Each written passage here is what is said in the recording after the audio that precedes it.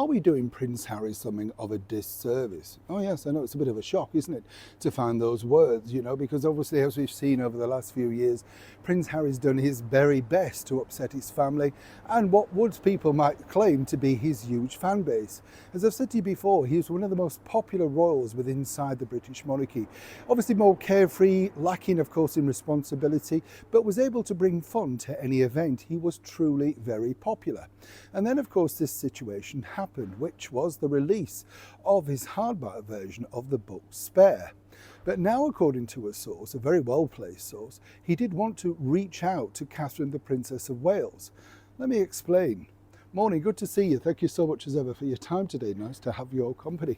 You okay? I keep getting told off, if I don't wave, and I know I get the story in my head. I've got to, this is the thing. Well, I'm glad you understand.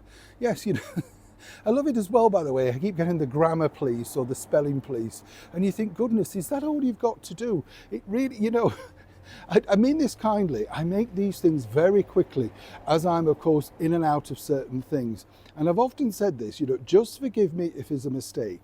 It happens, it's real life, we all do the same thing. Do you remember years ago when you wrote a letter and you knew you'd spelt something wrong, but you couldn't really do anything, could you, until the advent of Tipex? Who uses that now? Do you still use it? Yeah, well, do you? Yeah, I know, I could never. You remember when it got all clunky as well, then it was lumps. Made it worse, didn't it? You know what I mean? You just kind of think, then you'd either screw the letter up and start again, or think, just write over the top. All I'm saying is, if that's worrying you, move on. It's not the end of the world. I understand when things are spelt wrong, it's auto-corrected, and then, of course, it's put out. As soon as I see it, I change it. So, you know what I'm saying. Yes, I'm glad we've cleared that up. Now let's get back to the royal story of the day.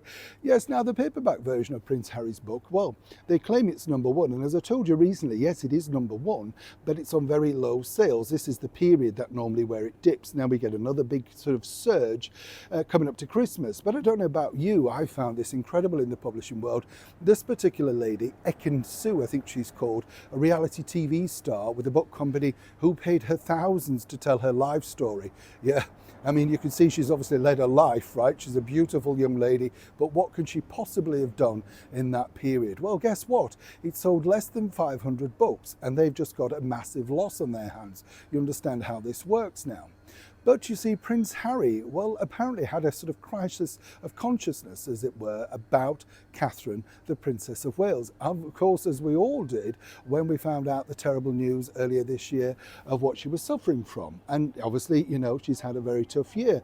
As the Prince of Wales pointed out, a brutal year for all.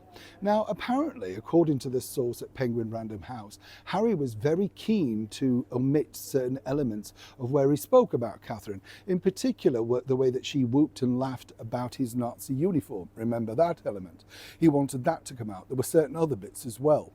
And apparently, he really was pushing for this, but then at the 11th hour was told to leave it in, not by the publisher, right? That didn't come from the publisher.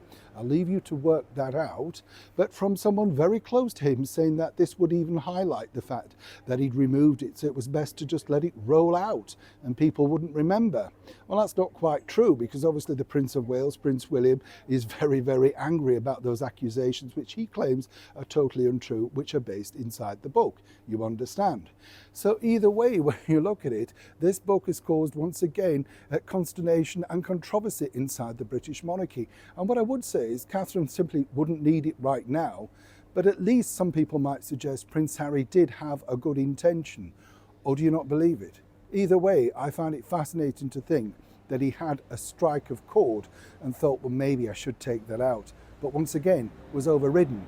But by who? Neil Sean in the very heart of London.